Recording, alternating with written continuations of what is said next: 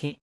ကျွန်တော်ဘလောက်စွမ်းထက်လဲဆိုတာသိရလားကျွန်တော်ကတင့်ရဲ့ကြောက်ကပ်ပါဒီလိုပြောပြပါရစေဆေးရုံမှာရှိတဲ့ငွေသိန်းပေါင်းများစွာတန်ပြီးထုထည်ကြီးမားတဲ့ကြောက်ကပ်ဆေးဆက်တစ်လုံးဟာအစွမ်းကုန်လဲပက်ရင်တောင်ကျွန်တော်စွမ်းဆောင်ရည်ရဲ့10ပုံတပုံကိုမှမမိပါဘူးကျွန်တော်ကလက်သီးဆုပ်အရွယ်ပဲရှိပေမဲ့နေ့စဉ်ရေဒီယိုတက်တိကြော့မပါပဲသွေး180လီတာနီးပါးကိုတိတ်တဆိတ်စစ်ထုတ်ပေးနေတာပါဒါဟာတင့်ခန္ဓာကိုယ်ရဲ့ကသွေးအားလုံးကိုအကြိမ်ကြိမ်ခါဆေးကြောပေးနေတာနဲ့တူပါတယ်ကျွန်တော်ကတင်ကားနောက်ဖက်ကျ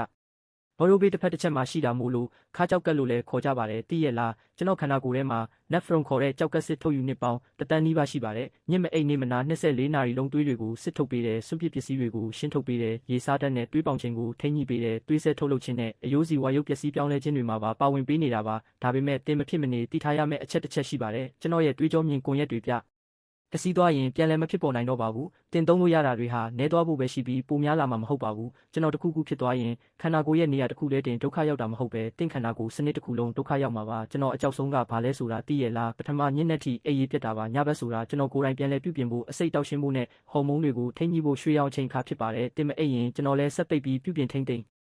မှုမလုပ်နိုင်တော့ပါဘူးဟော်မုန်းစနစ်တွေပယံပရာဖြစ်ပြီးစွန့်ပစ်ပစ္စည်းတွေစက်တိုက်ထွက်လာတဲ့အခါအချိန်ကြာလာရင်ကျွန်တော်စစ်ထုတ်နိုင်စွမ်းတွေဖြည်းဖြည်းချင်းကျဆင်းလာပါလိမ့်မယ်ဒုတိယစီးအောက်နာပါတင်စီးအောက်လိုက်တိုင်းစီးထဲမှာပါတဲ့စွန့်ပစ်ပစ္စည်းတွေကကျွန်တော်ကိုနောက်ကျောင်းပြန်ထိခိုက်ဖို့အခွင့်အရေးရသွားပါတယ်စီးတွေနောက်ကျောင်းပြန်စီးဆင်းသွားရင်ဖြစ်လာတဲ့ပျက်စီးမှုအများစုဟာပြန်ကောင်းဖို့မလွယ်ကူတော့ပါဘူးတတိယရေပုံမှန်မတောက်တာပါရေကြမတောက်လို့သွေးတွေပြစ်ခဲလာတဲ့အခါသွေးစစ်ထုတ်ရတာဟာပိုက်နဲ့စိတ်ဆန်းရည်တောက်ရတယ်လို့အရန်အားဆိုင်ရပြီးတင်တို့မလိုချင်တဲ့ကြောက်ကက်ကြောက်တွေဖြစ်ရလွယ်ပါတယ်စတုထအငံအစီချိုကဲလုံးနဲ့အစားအစာတွေစားတာပါဒါတွေကိုစားတဲ့အခါတင်ကောင်းအရသာခံနေရပေမဲ့ကျွန်တော်ကတော့ပိုရှန်နေတဲ့တကြားနဲ့အမိုက်တွေကိုအသက်လူပြီးဆွတ်ထုတ်ပေးနေရတာပါအချိန်ကြာလာရင်သွေးကြောတွေပျက်စီးပြီးစစ်ထုတ်နိုင်စွမ်းကျဆင်းကပြဿနာတွေအနှင်းနဲ့အမြန်ရောက်လာတော့တာပါပဲအန္တရာယ်ရှိဆုံးကတော့ဆေးတွေကိုစီကံမရှိပယံပါတာတောက်တာပါဆေးအများစုဟာနောက်ဆုံးမှာကျွန်တော်စီမှာပဲဇီဝရုပ်ပြောင်းလဲမှုလုပ်ရတာပါတောက်တုံးကဘာမှမခံစားရပဲပျက်စီးသွားတဲ့အခါမှာလည်းဘာတတိပေးချက်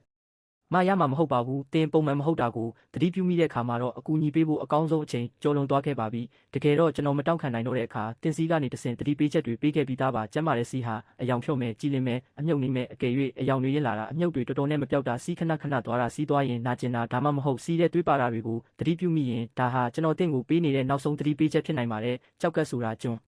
အုတ်တို့ခန္ဓာကိုယ်မှာအစားထိုးလို့မရတဲ့အဖိုးတန်ဆုံးစွန့်ထုတ်စနစ်ဖြစ်ပါတယ်။ကြောက်ကပ်ပျက်စီးသွားမှနောင်တရတာထက်ဒီနေ့ကစပြီးရေဝါးတောက်ပါညဘက်စောအိပ်ပါစီမအောင်ပါနဲ့အငန်းနဲ့ဆေးဝါးတွေကိုစီကန်းရှိမိဝဲပါတင့်ကြောက်ကပ်ကိုစနစ်တကျဂရုစိုက်ခြင်းဖြင့်ကျန်းမာရေးနဲ့ပြည့်စုံတဲ့ဘဝကိုပိုင်ဆိုင်နိုင်ကြပါစေ။